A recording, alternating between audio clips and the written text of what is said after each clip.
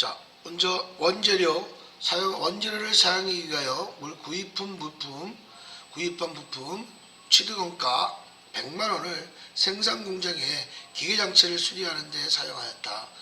수리와 관련된 비용은 수익적 지출로 처리해라. 자, 여기서는 항상 자본적 지출과 수익적 지출이라는 말이 있겠죠. 자, 자본적 지출과 수익적 지출.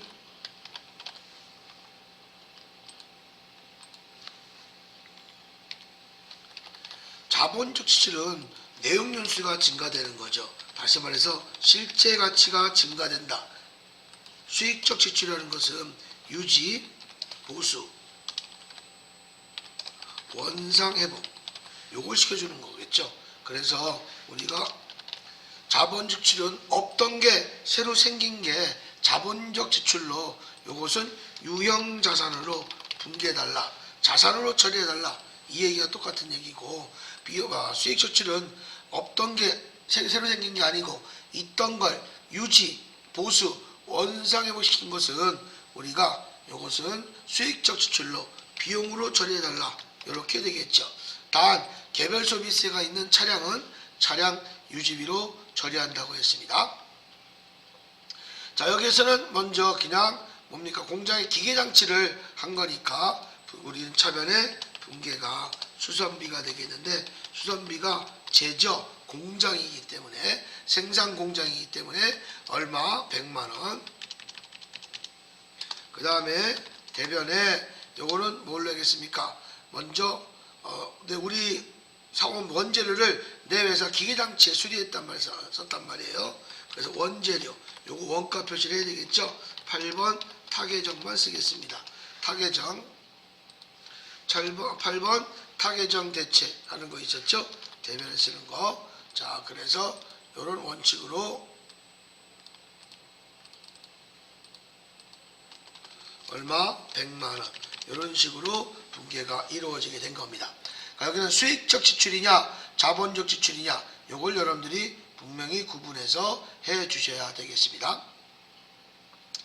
32번 가지급금 50만원은 영업부의 민영규 부장의 출장으로 다음과 같이 정산되었다. 이렇게 나왔습니다. 자, 그래서 여기는 원래는 출장 갈 때에는 우리가 분계가 어떻게 이루어지겠습니까? 차변에 가지급금,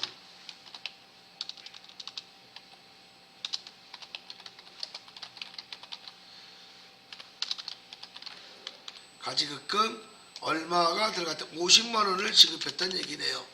그리고 뭐 대변에는 뭐 현금이 됐던 보통연금이 됐던 이렇게 50만원을 지급했었는데 이것을 정산한 거예요.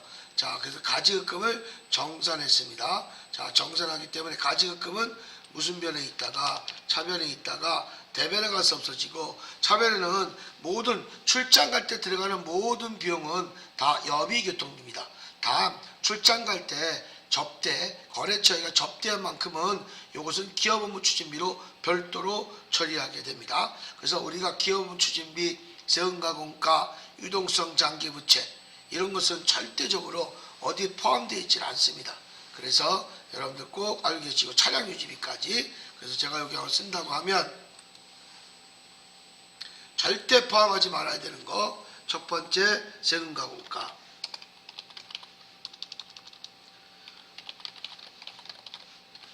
두 번째 차량 유지비,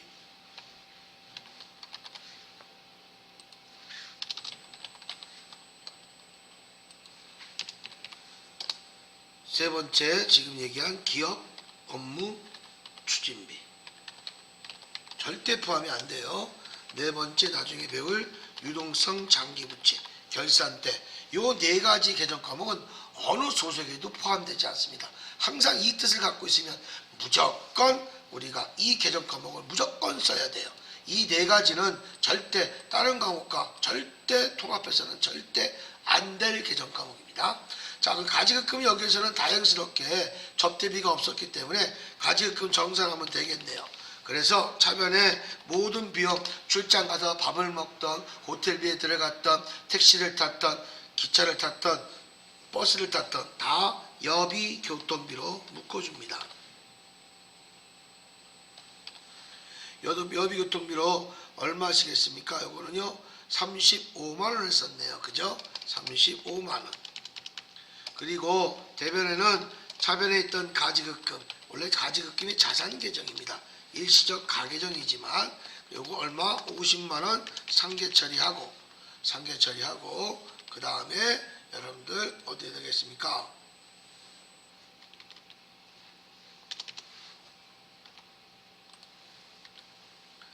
나머지는 어떻게 이루어졌죠? 현금으로 회수했네요. 깔끔하게 쓰지 못하고 남겨갖고 왔네요. 원래 다 쓰고 오는데. 그래서 여기는 현금으로 얼마? 현금으로 15만원 이렇게 이루어지게 되겠습니다. 가지급금은 원래 이렇게 발생됐던 거, 차변에 있던 거, 무슨 변에 가서 상계 처리한다. 차변에 있는 거, 대변에 가는 거, 아니면 대변에 있는 거 차변에 보낼 때는 이렇게 상계 처리한다 라고 보시면 됩니다. 없애준다 이런 뜻으로 생각하시면 됩니다. 자, 그래서 상계 처리한다.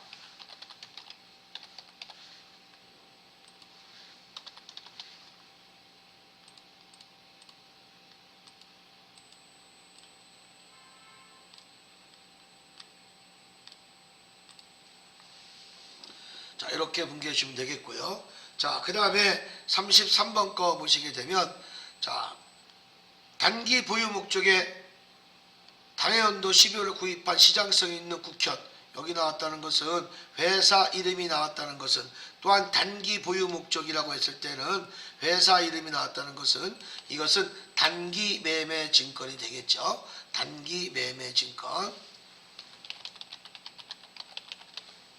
자, 단기 매매 증권이 이루어진 겁니다. 자, 근데 단기 처분했대요. 처분했을 때 우리가 얼마짜리를 우리가 1000주를 1500만 원 처분했죠. 수수료 얼마 이렇게 나왔고 증권거래소도 45,000원 나왔네요. 취득 당시 얼마에 취득했다는 얘기입니까? 요거 취득할 때 한번 분기 한번 해볼게요. 취득 시 분계가 차변에 단기 매매 증권 얼마? 2000주 곱하기 1800 해주니까 얼마가 나오나요? 이것이 2000주 곱하기 3600만 원이죠.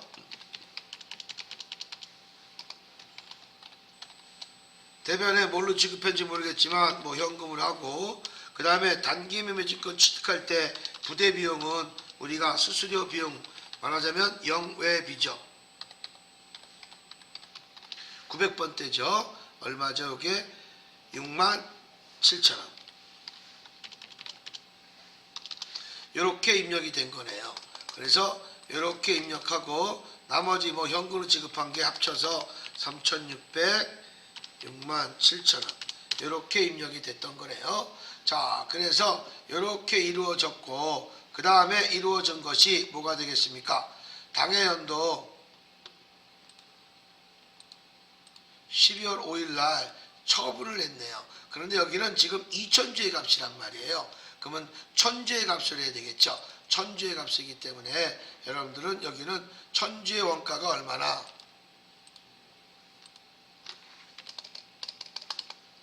1000주 곱하기 원가는 18,000원이니까 요거는 얼마가 되겠죠? 1,800만 원이 되겠네요. 여기에 원가라고 보시면 돼요. 1000주의 원가죠. 자, 그러면 1,800만 원짜리를 얼마에 처분한 거예요? 1,500만 원에 처분했다는 얘기죠. 자, 그런데 여기에서 잠깐 여기 보시게 되면 이거는 전년도라고 나와드네. 요거 하기 전에 먼저 여기 결산한 거 있었죠? 결산한 걸 먼저 봐드려야 되겠네. 자, 요거는 이따가 요거 1,000원짜리 요건 나중에 쓸게요. 요거는요, 여기다 놓겠습니다. 자, 그러면 요렇게 취득하고 나서 주당 얼마에 있던 거예요? 요것이 16,000원이거든요. 여기는 여러분들이 수정 좀 하셔야 되겠네요. 요건 전년도라고 바꿔줘야 돼요.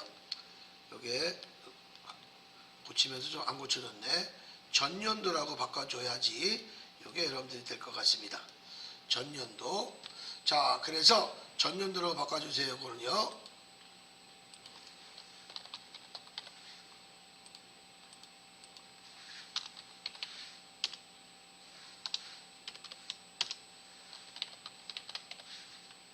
양쪽 다 전년도로 바꿔줘야 되겠습니다. 그럼 전년도에 결산을 했을 거 아니에요. 그래서 우리가 결산을 먼저 하고 들어가야 돼요. 결산 시 분계가 3,600만 원짜리가 주당 16,000원에 이루어졌단 말이에요.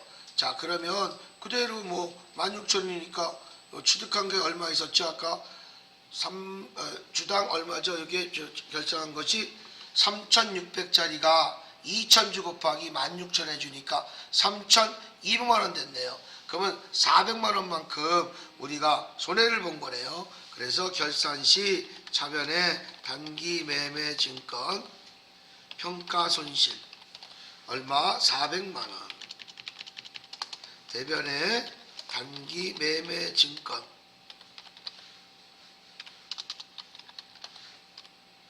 400만 원 이렇게 이루어지겠네요.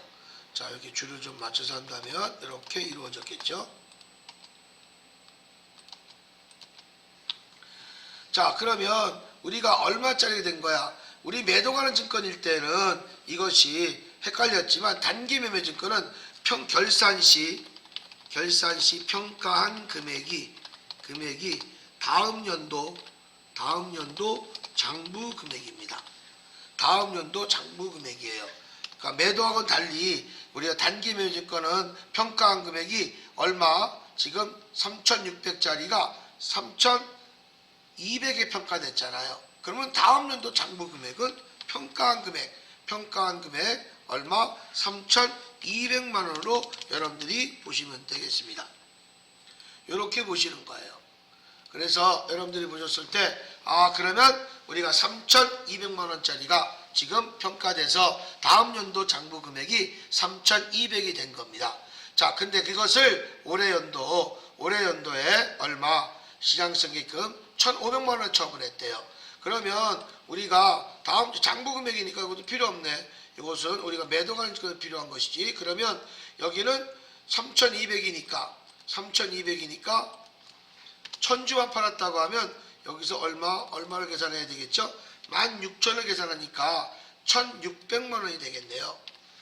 3,200의 반이니까 50이니까 그러면 1,600만 원짜리를 얼마에 처분했다는 얘기입니까? 1,500에 처분했다는 얘기죠.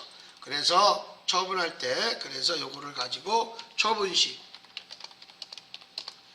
분계가 어떻게 이루어졌느냐? 먼저 단기 매매 증권은 1,600만 원째가 나간 거예요. 그리고 보통예금으로 들어왔는데 차변에 보통예금이 얼마? 1,500이 들어온 게 아니고 1,500에서 처분수수료 만원하고 그 다음에 증권거래소는 납부했으니까 요거 만원만 빼주면 되겠네요. 그러면 1,500이 아니고 1,499만 원. 대변에는 우리가 단기 매매 증권 평가한 금액이에요. 평가 금액이 아까 1,600이었죠. 자, 이거에서 이렇게 보셨고 그 다음에 여기 숫자 때문에 좀 지워드릴게요. 밑으로 갈게요. 자, 그 다음에 여러분들 보시면 우리가 처분수수료는 우리는 일반적인 상거래가 아니기 때문에 절대 우리가 처분수수료 절대 들어가면 안 된다고 그랬죠. 그러면 이쪽이 모자랄 때는 뭐가 되겠습니까? 단기 매매 증권 처분 손실이 되겠죠. 차액이 얼마가 되겠나요? 원래는 101만 원 이렇게 되겠죠. 101만 원 나왔었어요. 그런데 여기에 현금을 납부한 금액이 증권거래세 현금을 납부한 게 얼마? 45,000원 납부했죠. 그러면 증권거래소는 우리가 분계가 이루어지지 않는 거죠. 왜냐하면 일반적인 상거래가 아니기 때문에 재고자산이 아니기 때문에 우리가 처분수수료가 들어가지 않고 이 단기 처분손실에다가 45,000원을 더해줘야죠. 그래서 55,000원으로 분계가 된 겁니다. 그래서 이 분계는 이런 식으로 여러분들이 이어줘야 됩니다. 요거는 매도 가능 증권이 아니란 얘기입니다. 그래서 이거는 우리가 좀 잘못된 거 이걸 고쳐놓고요. 전년도 거 다 평가되고 그 다음에 우리 평가한 금액이 그 다음 연도 장부 금액이기 때문에 3,200이지만 우리가 반만 팔았기 때문에 2,000주를 판 게 아니고 반만 팔아서 1,000주에 우리가 원가 금액을 산출해서 우리가 들어오게 된 겁니다. 굳이 여기다 쓴다고 하면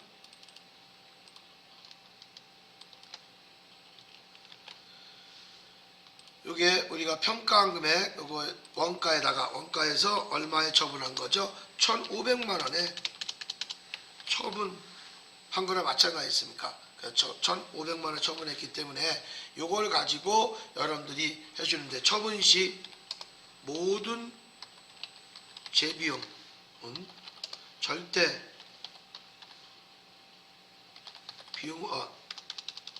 재비용은 무슨 손실에서 아니면 더해주던가 비용을 아니면 이익이 생기면 대변에 무슨 이익에서 우리가 모든 재비용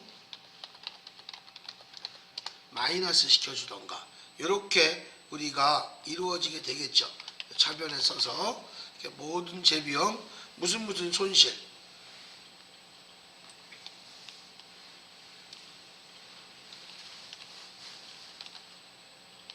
모든 재비용은 차변에 무슨 손실에서 모든 재비용에서 우리가 더해주고 그 다음에 뭐 있어요. 이익일 때는 빼줄 수밖에 없다는 얘기겠죠. 이렇게 해서 여러분들이 해주시는 거야. 여러분들이 한번 눈여겨서 제가 지금 요거 메일로 다 드리고 있어요. 각자 여러분들 메일로 한번 꼭 눈여겨 볼 수 있도록 하시기 부탁드리겠습니다. 요거는 많이 이런 거 잘 나오니까 좀 신경 쓰여서 하세요. 자, 그 다음에 34번 거 들어가겠습니다.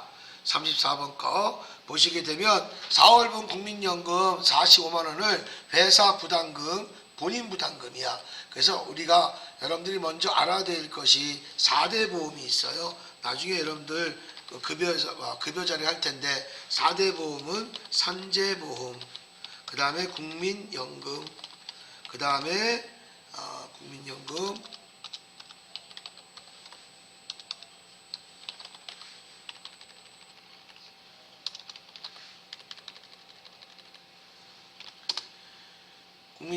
그 다음에 고용보험, 그 다음에 건강보험. 이 건강보험료 안에는 장기요양보험료가 같이 포함되어 있습니다. 장기요양보험료가 이걸 별도로 계산하면 안 돼요. 4대 보험은 이렇게 이루어지게 되는 거죠. 근데 이 4대 보험 중에서 여기에서 첫 번째 알아야 될 것이 산재보험은 회사가 100% 부담합니다. 회사가 100% 부담해 주는데 회사가 부담해 주는 것을 다 복리후생비라고 얘기해 줘요. 그런데 단 국민연금 회사 부담금은 꼭 뭘로 처리해 준다? 세금과 공가로 처리해 줍니다. 요걸 여러분들이 알고 계시고 요거는 쭉 길게 뽑아서 꼭 알아두시기 바랍니다. 자, 이렇게 보시면 되겠고 그 다음에 나머지 3대 보험은요 반반씩 부담해. 그래서 두 번째 거 뭐죠?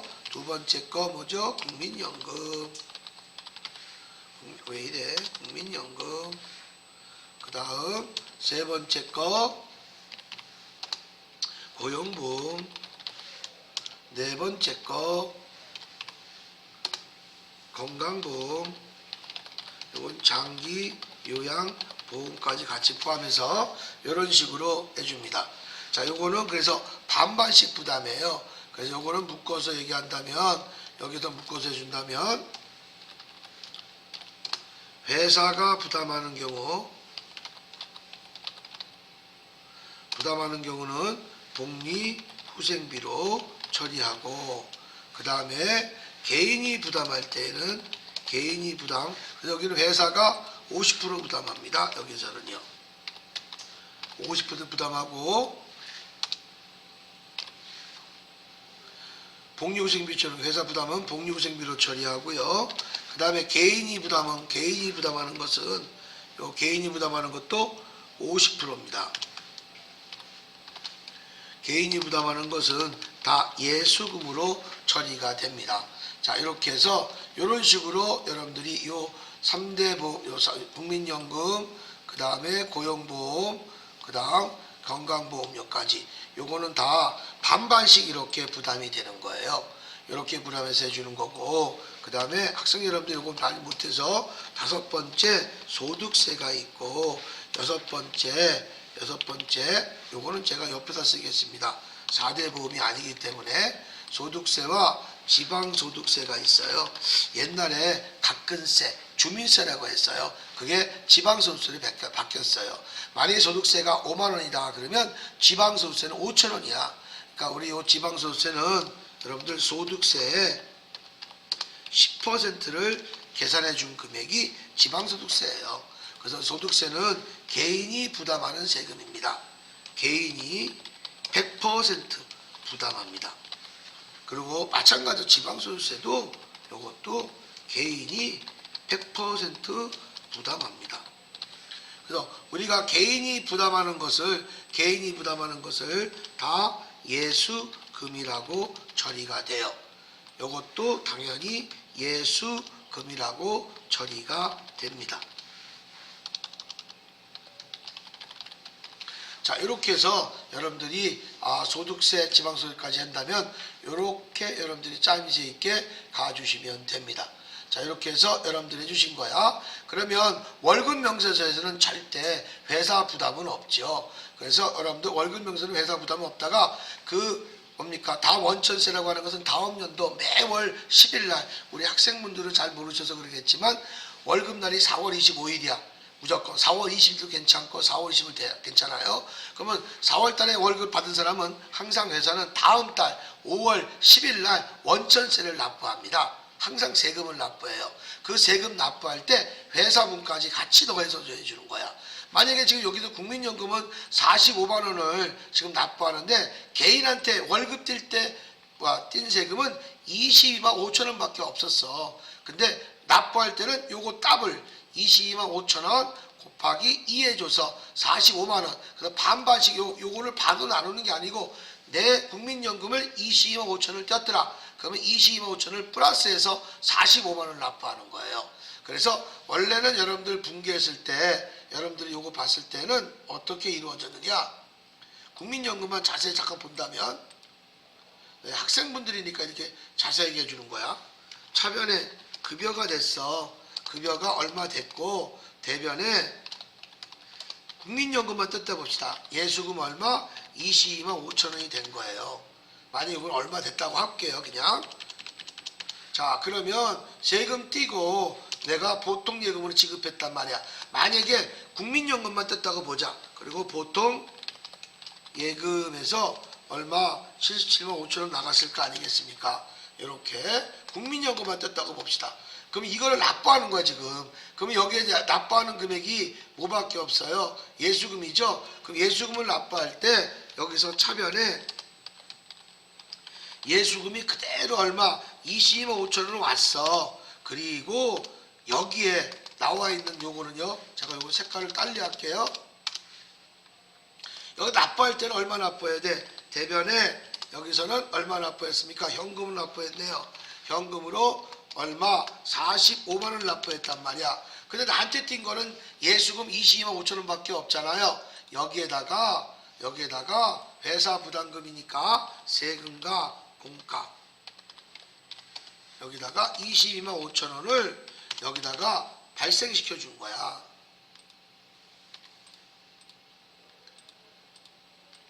이렇게 갖다 붙여야 돼요.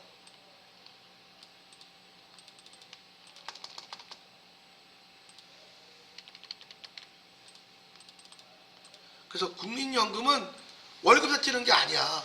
세금과 공과는. 그래서 예수금 납부할 때 항상 5월달에 월급 줬어. 다음 달 6월 10일 날 우리 대한민국은 원천 징수세를 납부합니다. 그래서 월급 때 이렇게 했다가 25천 원만 상계 처리하고 요거는 회사가 부담하는 건 바로 회사에서 별도로 따로 지급하는 거예요. 그래서 45만 원을 납부하게 되는 겁니다. 그래서 여러분들 요거 국민연금만 했다고 했을 때 이렇게 개인한테 부담한 것만 부담했을 때 잠시 예수는 뭐야? 잠시 받아둔 돈이에요. 회사 돈이 아니에요. 그래서 여러분들이 예수금 받았다가 요거 납부하면서 회사가 반을 부담해 주는 거야. 그래서 근로소득은 반은 회사가 부담해 주고 반은 개인이 부담한다. 이렇게 해서 나온 것이에요. 이렇게 해서 분계가 이루어진 겁니다. 자, 그래서 이렇게 이루어졌어요.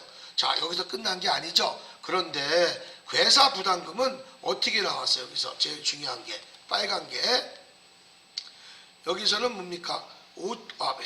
관리부서와 생산부서가 급여 비율을 5.5%로 이렇게 납부가 됐대요.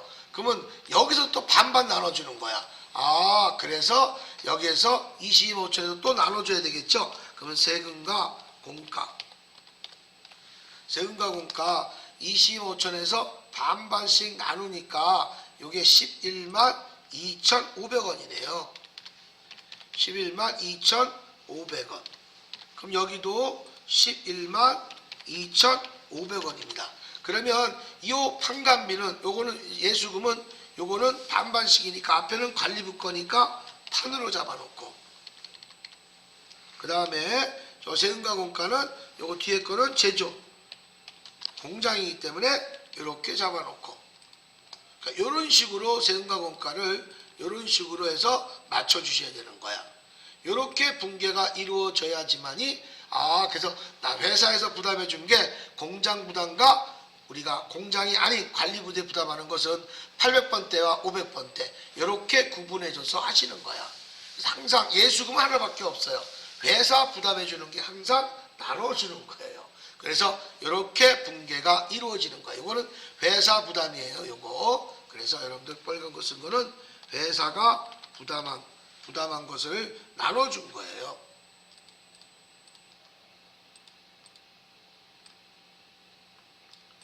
요거 회사 부담한 겁니다.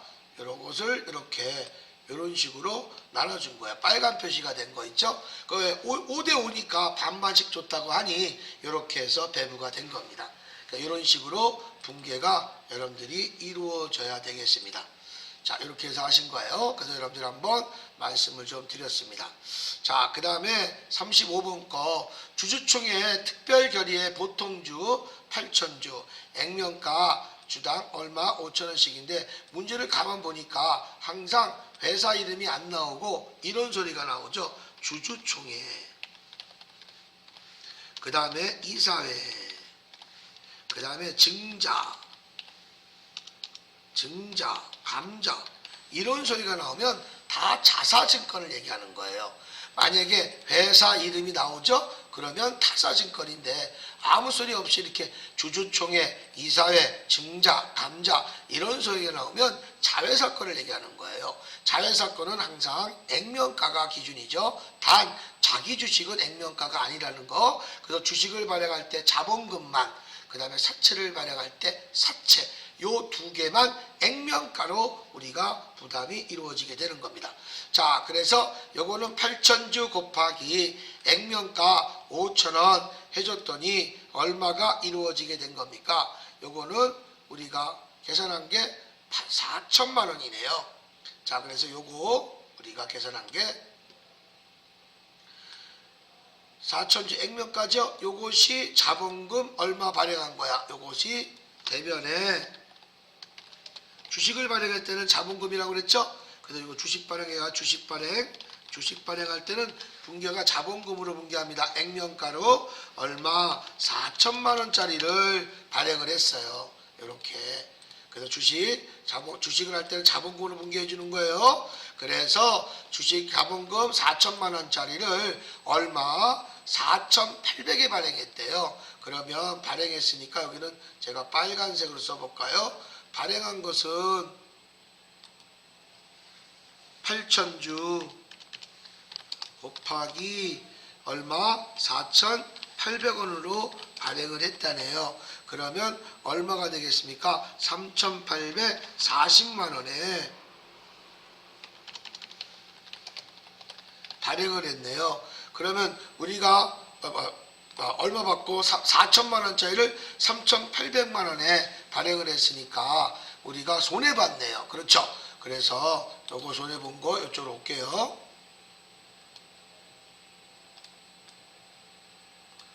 그러니까 4천만 원짜리를 3,800에 발행했으니 분괴가 이루어져야 되겠죠. 자, 그래서 여기에다가 돈 들어온 거는 우리가 먼저 대변의 자본금부터 줘야 되겠죠. 그죠? 그리고 대변의 자본금 줬고, 그다음에 보통 예금으로 얼마 들어왔어요? 여기는 3,840만 원 들어왔죠.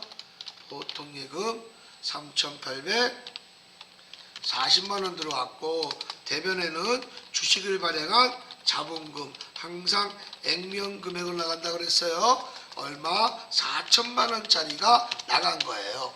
그래서 이렇게 여러분들 해줘서 그러면 160만 원만큼 손해봤네요. 손해봤어요. 여기까지 한번 볼게요. 쓰겠습니다. 손해본 것까지. 그러면 주식, 할인, 발행, 차금. 그래서 얼마? 여기에 160만 원이 손해봤어요. 자, 여기까지는 이해가셨겠죠. 그런데 법무사 수수료 50만 원을 또 현금으로 지급했대요. 이거 일반적인 상권이 아니죠. 현금을 나간 건 쓸 수가 있어요. 현금은 나갈 수 있는 거니까 50만 원을 쓸 수가 있습니다. 그런데 여기에 법무사 수수료는 따로 쓸 수가 없지 않습니까? 비용이 발생하지 않잖아요. 재고자산을 매출한 게 아니기 때문에. 그래서 이 주식 할인 발행 차금에다가 50만 원을 더하다 보니까 여기에 210만 원이 된 거예요. 이렇게 해서 분괴가 이루어지게 된 겁니다. 여기는 다시 말해서 원래는 주식, 할인, 발행, 차금을 우리가 얼마 생겼다? 160만 원 있었고, 여기에 플러스 법무사 수수료 50만 원을 더해서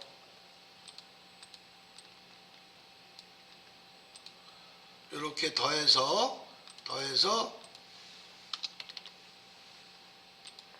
요것이 한꺼번에 묶어서 주식, 할인, 발행, 차금 얼마? 210만 원으로 이루어지게 된 거죠.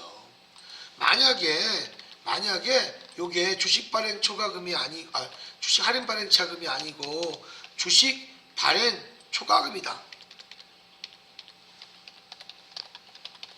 이렇게 나왔다. 그런데 만약에 법무사로 나왔다. 그러면 요거는 어떻게 되겠습니까? 요거는 문제가 똑같이 되겠다. 달라지겠죠? 주식, 할인, 발행, 초과금이 있을 테니까, 초과금이 있을 때는 주식 발행, 초과금.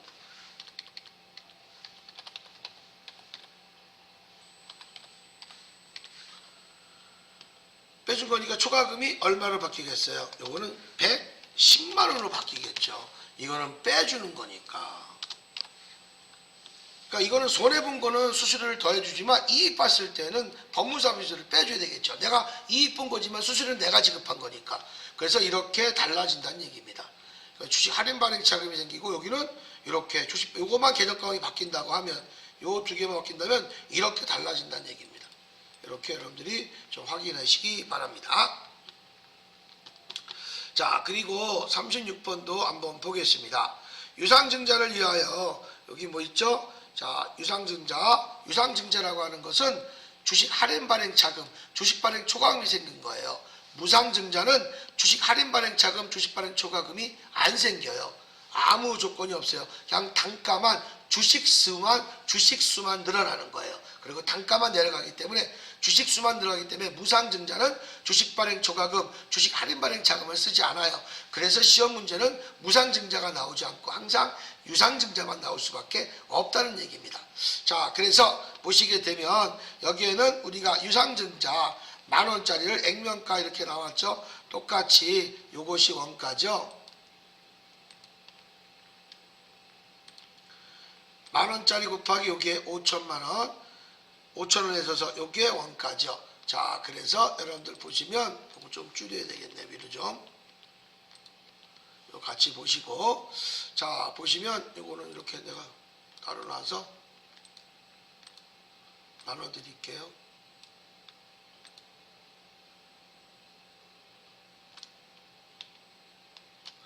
이렇게 분업화해서 보시는 거고. 자, 그럼 여기도 마찬가지로 우리가 원가가 얼마 5천만 원짜리를 8천만 원에 발행했네요. 이렇게 일주에 8천만 원에 발행했으니까 그러니까 주식수는 만주는 똑같죠. 만주 곱하기 5천 원, 만주 곱하기 8천 원 해줘서 5천만 원짜리가 8천만 원에 발행했네요. 그래서 여기는 여기까지 붕괴가 어떻게 이루어질까요? 차변에 우리가 당좌 예금으로 들어왔대네요. 당좌 예금으로 얼마 들어왔죠? 8천만 원 들어왔죠. 8천만 원. 그리고 대변에 자본금은 항상 주식을 발행할 때는 액면가로 해준다 그랬어요. 액면금액으로 얼마죠? 요게 5천만 원짜리를 지금 8천만 원에 발행했다는 것을 붕괴가 이렇게 이루어지겠죠. 이런 식으로 여러분들이 이루어진 겁니다. 자, 이렇게 이루어졌습니다. 자, 이러고 나서 자, 먼저 뭐 했습니까? 자, 그러면 어떻게 생긴 거야? 뒤에 거 보지 말고 그러면 대변에 뭐가 생기겠어요? 주식 발행 초과금이 생겼네. 주식 발행 초과금 얼마? 원래 먼저 3천만 원 적으겠습니다. 차례만 맞춰줘야 되니까 이렇게 발생이 된 거야. 자, 이렇게 발생이 됐다가 보니까 법무사 수수료 25만 원 현금으로 지급했대. 그리고 저번 연도에 주식을 할인할 때 내가 할인 차금이 75만 원이 있었대요. 그 주식 할인 발행 차금은 차변에 있을 거란 말이야. 차변에 있단 말이야. 그렇죠? 차변에 있던 걸 대변에 가서 없어줘야 되겠네. 그래서 먼저 여기에 주식 발행 초과금 있는 거 있죠?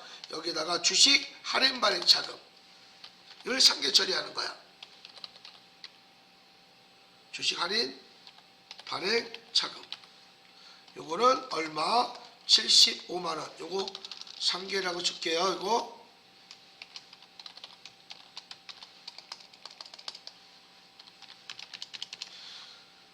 그러면 여기서 75만 원 주니까 어떻게 됩니까? 2,925만 원으로 이득이 줄어들었겠네요.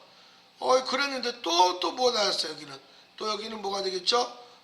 법무사 수수료는 현금으로 지급했네요. 현금으로. 그렇죠? 현금으로 지급했으니까 현금으로 지급한 게 얼마예요? 그러면 현금으로 또 얼마 들어가겠어? 여기 또 들어가겠죠. 여기다 들어가죠. 현금으로 얼마? 25만 원을 또 냈단 말이에요. 내가 법무사 수수료를. 그럼 이득 본 거는 점점 줄어드는 거죠. 그래서 나는 얼마밖에 이득 못 봤다? 2,900만 원밖에 이득을 못 본 거야. 이렇게 상계 처리가 되는 거예요. 이렇게. 그래서 요것이 여러분들이 이런 원리로서 원래 3천만 원인데 주식 할인 발행 차금 75만 원 빠지고 법무사 수수료잖아. 요게 법무사 수수료가 차별이 발생할 수가 없지 않습니까? 요게 현금으로 지급한 것만 법무사 수수료가 여기서만 나가는 거야. 이렇게 이런 식으로 생각하시면 되는 겁니다. 붕괴가 많이 어렵죠. 오늘 여러분들 마지막 붕괴이기 때문에 좀 많이 어려우실 거예요. 요거 많이 보셔야 될 겁니다. 그래서 여러분들 보셔서 이런 식으로 해주시는 거고. 37번 거 보겠습니다. 자, 부도 발생한 파주에 대한 외상 매출금 100만 원이 대손 처리했대요. 자, 먼저 여기서는요 매출 채권이죠. 매출 채권이라고 하는 것은 외상 매출금 받을 어음을 매출 채권이라고 합니다. 우리 매출 채권을 대손 처리할 때는 처리 시 항상 차변에 대손 삼각비로 처리해 주는 거죠. 여러분들 알고 계시겠지만 제가 다시 한번 상기시켜서 말씀을 드렸습니다. 자, 그래서 보시게 되면 매출 채권을 대손 처리할 때는 대손 삼각비로 처리해 주지만 만약에 기타 채권은 뭡니까? 대여금 같은 거, 미수금 같은 거, 선급금 이런 것들이죠. 선급금 등등등 이런 것들을 대손 처리 시 대손 처리할 때는 차변에 기타의 대손 삼각비로 처리가 되는 거겠죠. 이런 식으로 여러분들이 해 주셔야 되는 겁니다. 뭐 대변이야 이제 여러분들 거기 뭐 각자 매출 채권, 기타 채권이 나가겠죠. 이런 식으로 여러분들이 해주시는 건데 여기는 외상 매출금이잖아요. 그 외상 매출금이니까 대손 처리할 때는 여기서는 차변에 대손 삼각비 얼마 100만원 먼저 할게요. 좀 나중에 수정하겠습니다. 대변에 외상 매출금 뭐 파주는 들어가야 되는데 같은 거 요거는 나중에 다 들어가셔야 돼요. 얼마 100만원 이렇게 분계가 이루어졌어야 되는 거였어요. 그런데 밑에 보시니까 충당금 잔액이 30만원이 있대요. 30만원이 있대요. 그래서 여기도 0자를 더 붙이세요. 30만원이 있기 때문에 그러면 여기에 대손생각비는 요거는 밑으로 내려오고 먼저 저번 연도에 충당해 놓은 게 있잖아요. 충당해 놓은 게 있어서 요건 대손 충당금하고 요걸 얼마 30만원으로 먼저 상계 처리하고 요게 상계라고 하는 거예요. 상계 처리가 되고 그 다음에 단기 비용인 요게 100만원이 아니고 얼마가 되겠습니까? 70만원으로 이렇게 분계가 이루어지겠죠. 그래서 충당금 잔액이 없으면 맨 처음에 한 것처럼 차변에 대손 삼각비가 들어가는데 그 다음에 충당금 잔액이 있기 때문에 우리가 충당금 잔액을 먼저 상기시켜서 먼저 상계 처리해줘서 들어가시게 된 겁니다. 이런 원리로서 여러분들이 분계가 이루어지게 되는 거예요.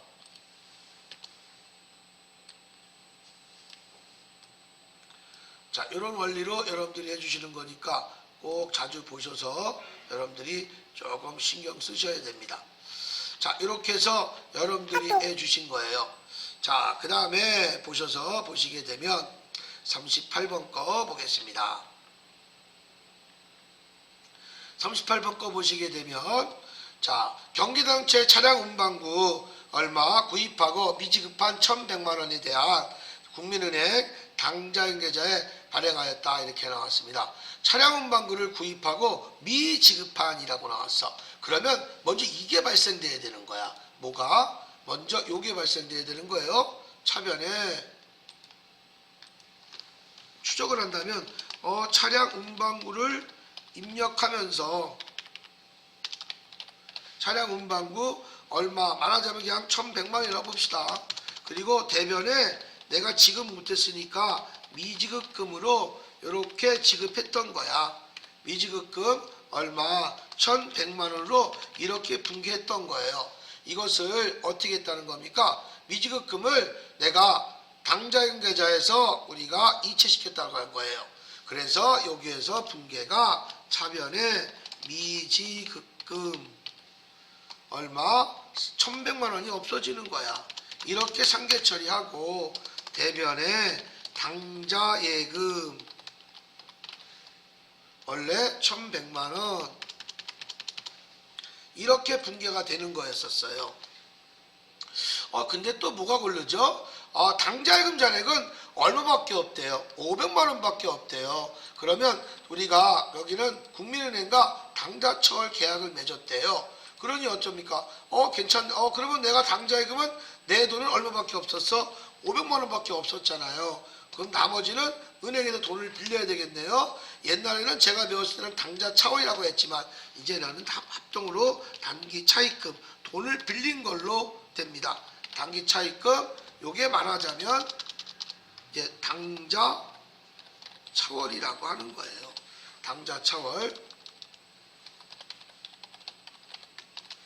요게 얼마 600만원 이렇게 분계가 이루어지게 된 겁니다. 하신다고 하면. 그래서 미지급금은 이렇게 추적해서 원래 이렇게 지급했던 것을 이렇게 지금 미지급금을 돈을 갚은 거예요. 이렇게 하면서 상계 처리가 이렇게 이루어진 겁니다. 차량으로 구입하면 안 되는 거죠. 이런 식으로 여러분들이 해주시게 되는 겁니다. 39번 자 거래처 두산에 대한 외상매출금 5,500만원이 근점 소비대책으로 전환 처리됐대요. 24개월이니까 1년이 넘죠? 그러면 장기 차입금이 되는 거예요. 장기 대여금이 되는 거예요. 말하자면 외상매출금은 외상매출금은 부가세가 있지 이자가 없지 않습니까? 근데 상대방이 외상매출금을 계속 안 갚아도 하는 거야. 그래서 여러분들 바로 대손 처리하는 건 어울리지 않는 거예요. 원래 실무에서는 웬만하면 대손 처리 안 해요. 끝까지 그 사람한테 돈을 받으려고 하지. 그래서 외상매출금은 안 되겠다. 계약서를 써서 금전소비대차 대여금으로 바꿔놓은 거예요. 전환시켜버린 거예요. 왜 전환시켰느냐? 단기대여금을 쓰게 되면 차용증서를 쓰게 되지 않습니까? 그러면 이자가 발생이 됩니다. 그러면 이자는 내가 더 받을 수 있지 않습니까? 그래서 원래는 외상매출금은 이렇게 됐던 거죠. 원래가 붕괴됐던 것이 차변에 외상매출금 5,500 대변에 원래가 있었다면 이렇게 됐던 거예요. 제품 매출이 얼마? 5천만 원이 원래 있어야 됐어요. 나중에 부가세 할 때 가르쳐 드릴게요. 그리고 원래가 부가세 예수금이 발생이 된 거예요. 이렇게 해서 500. 이렇게 해서 외상매출금이 5,500이 받을 게 있었다는 거였어요. 이것을 지금 전환시킨 거야. 어떻게? 이런 식으로 전환시킨 겁니다. 차변에 이것을 이제 장기대여금이죠. 단기가 아니죠. 단기대여금, 장기대여금 얼마? 5,500. 대변에 외상매출금 얼마? 5,500. 이렇게 붕괴가 이루어지. 이렇게 대체한 거예요. 그러니까 외상매출금을 자산의 감소였다가 자산의 증가였다가 자산의 감소를 만들면서 다른 걸 증가시킨 거죠. 다 대여금을 증가시킨 거예요. 그래 너 외상매출금 바꿔 장기 대여금으로 장기 대여금은 매달마다 이자를 또 수령할 수 있겠죠. 그래서 금전소비대차 계약을 전환을 처리했다는 게 이러고 24개월 이전 1년 이내다 그러면 이건 단기 대여금이 되겠죠. 양쪽 거래처는 다 들어가야 된다는 얘기겠죠. 이런 식으로 여러분들이 행해 주시면 되겠습니다. 자 여기까지 하고 잠깐 10분 하셨다가 40번 수업부터 들어가겠습니다.